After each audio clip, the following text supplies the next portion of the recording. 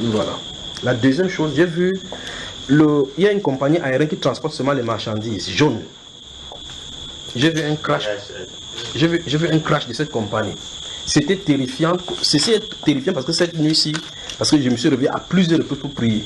À 2 heures, donc dès que je me suis mis à genoux pour prier et que j'ai vu cela, vous savez ce qui est arrivé.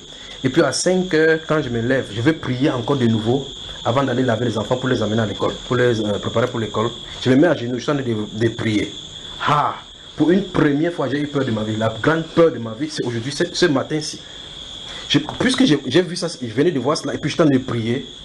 Et vous savez que les avions se lèvent tout autour de notre toiture. Et puis, il y a un voisin qui tire la barrière. Ah, miséricorde de miséricorde, heureux que ça soit été la barrière. Il y a un voisin qui tire la barrière, vous savez, il y a des sur le barrière qu'on ouvre pour que ça ouvre. Ça a fait boum. Ah, frère, j'ai cru que c'était l'avion là qui avait craché à côté de moi en réalité. Quand j'ai dû arrêter la prière, j'ai dit c'est quoi ça? Après j'ai entendu comment une voiture sortait, j'ai dit oh merci Seigneur, merci Seigneur. Donc prions pour les compagnies aériennes, d'accord? La compagnie aérienne DHL particulièrement, parce que j'ai vu cela, ça s'est développé. Donc pendant que ça s'élevait, déployer, le moteur a lâché. DHL, j'ai bien vu, DHL dit non, pas ça, non, pas ça. Et en deuxième lieu, j'ai vu encore une autre compagnie. Maintenant, regardez, suivez attentivement maintenant. Suivez attentivement. Regardez la façon dont je vais parler. J'ai vu une autre compagnie et...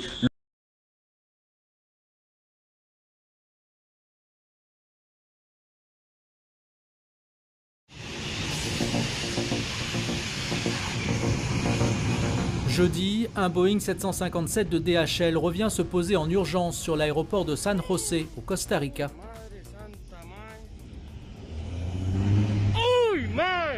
8 minutes après son décollage pour Guatemala, l'avion a rencontré un problème du système hydraulique.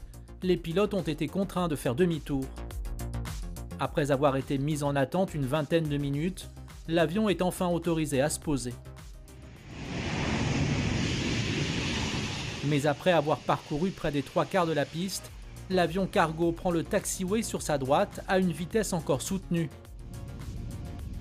L'arrière du fuselage et le train principal glissent en contrebas du taxiway avant de s'immobiliser.